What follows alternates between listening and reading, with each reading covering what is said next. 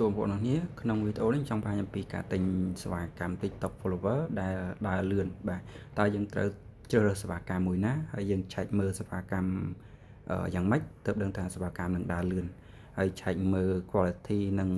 ការធានារបស់សេវាកម្មនឹងដោយរបៀបណាបាទអញ្ចឹងសម្រាប់បងប្អូនដែលថ្មីបងប្អូនអាចមើលវីដេអូនេះដល់ចប់ដើម្បីយល់ដឹងពីការប្រើប្រាស់នៃ website ផងហើយនិងការទិញឲ្យបានត្រឹមត្រូវផងបាទចឹងពេលដែលយើងមានការបញ្ជាទិញខុសគឺគេពិបាកដោះស្រាយហើយត្រូវការពេលវេលាយូរអាចថាគេត្រូវការ1ថ្ងៃ2ថ្ងៃដើម្បីដោះស្រាយអញ្ចឹងទៅអូខេអញ្ចឹងពេលដែលយើងចូលក្នុង website យើង select កន្លែងល្បាល3នេះមកបងប្អូនបាទតមកយើង select កន្លែង new order អូខេបន្តមកទៀតយើងជ្រើសរើសសេវាកម្ម TikTok អញ្ចឹងគ្រាន់តែបងប្អូន select កន្លែងរូប logo TikTok នេះមកឬក៏បងប្អូន scroll មកក្រោមដែលមាន logo TikTok បាទតែមិនចាំឲ្យរងចាំយូរទេបងប្អូនគ្រាន់ select កន្លែងរូប TikTok នេះមកវានឹង show សេវាកម្ម TikTok ទាំងអស់ដែលយើងអាចជ្រើសរើសបានអូខេអញ្ចឹងយើងមកមើល TikTok follower ដែលយើងចង់ទិញបាទអញ្ចឹងយើង select លើ category ខាងលើនេះមកអូខេអញ្ចឹងយើងមើលសេវាកម្មយ៉ាងម៉េចទើបដឹងថាសេវាកម្មនឹងដើរលឿនបាទក្នុង category នេះវាមានច្រើនសេវាកម្មហើយសេវាកម្មដែលធូរថ្លៃជាងគេនៅខាងលើអញ្ចឹងអូមកថាយើងចង់ទិញសេវាកម្មខាងលើគេនេះបាទតម្លៃរៀងធូរហើយយើងមើលខាងក្រោមដែលវាបញ្ជាក់ថាសេវាកម្មនឹងដើរលឿនឬយឺតយើងមកមើលកន្លែង average time នេះមកបាទ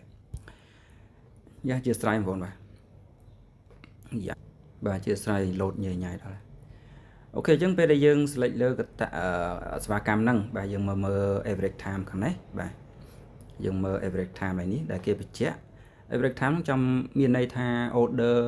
10 order ចុងក្រោយដែលមានអ្នកបញ្ជាទិញណាអញ្ចឹងបើសិនជាវាបញ្ចប់លឿនឬក៏យឺតវានឹង show បង្ហាញមកអញ្ចឹងមានថាអ្នកទិញមុនលឿនហើយ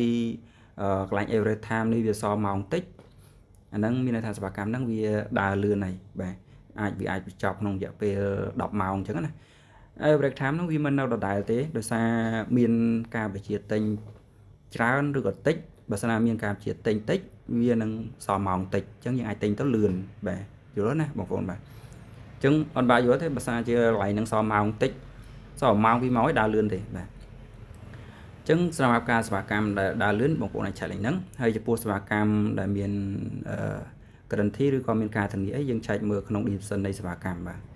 អញ្ចឹងរាល់សេវាកម្មគេមាន description បញ្ជាក់ដើម្បីបញ្យល់បងប្អូនថាតើសេវាកម្មនឹងវាយ៉ាងម៉េចអញ្ចឹងសេវាកម្មនេះគឺ no refill គឺអត់មានការធានាទេបើសិនជា TikTok ដោយបងប្អូនដឹងហើយថាបើយើងធ្វើធម្មតាក៏ដោយធម្មជាតិក៏ដោយបើសិនណា TikTok វា update ខ្លាំងវា overload ខ្លាំងវាអាចនឹង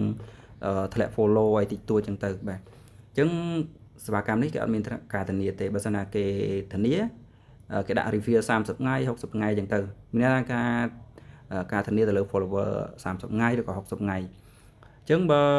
គិតទៅបើស្អាយើងទិញម៉ូតូមួយមកទឹកគេធានាលើគ្រឿងម៉ាស៊ីនមួយខែអញ្ចឹងគេធានាបើស្អាមានបញ្ហាម៉ាស៊ីនគេ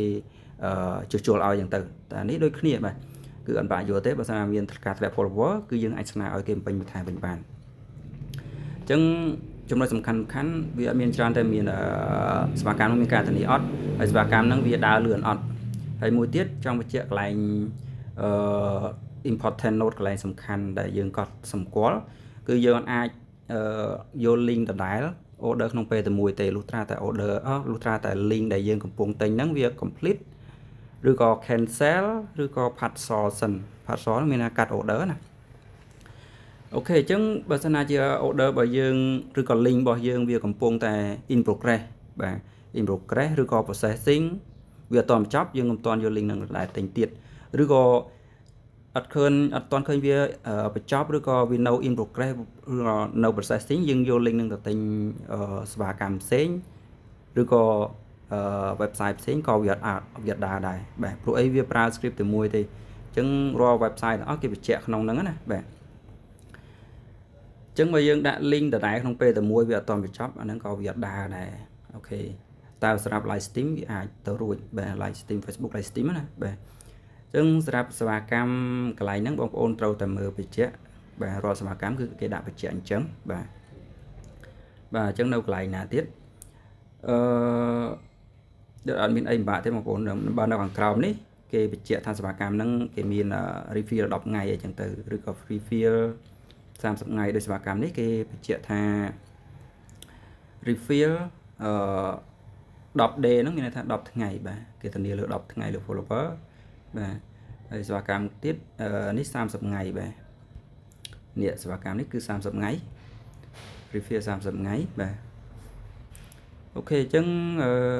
អត់ពិបាកយល់ទេបងប្អូនបាទសង្ឃឹមថាបងប្អូនយល់អ្នកថ្មីបើសិនណាមានចម្ងល់បន្ថែមអាចសួរ comment ខាងក្រោមវីដេអូឬក៏ chat សួរខ្ញុំផ្ទាល់ក៏បានដែរបាទអរគុណច្រើនបាយបាយ